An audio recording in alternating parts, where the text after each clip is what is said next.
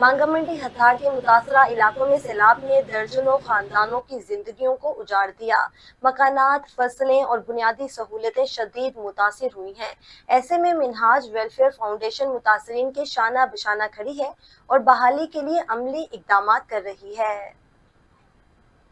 منہاج welfare foundation کی جانب سے مانگا منڈی میں روزانہ ماہر ڈاکٹروں کی زیر نگرانی میڈیکل کیمپ قائم کیا جا رہا ہے۔